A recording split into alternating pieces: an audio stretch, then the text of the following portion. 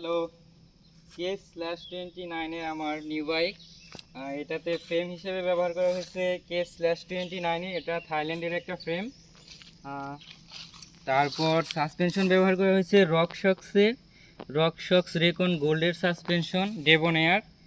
আর tyre use করা হয়েছে CST Jack Rabbit tubeless ready. আর রিম ইউজ করা হয়েছে সান রিঙ্গেল হ্যালিক্স। আর পেডেল হচ্ছে ওয়েকের পেডেল। আর group set Shimano Deore M600 Japanese. Brake use করা হয়েছে শিমানো MT200।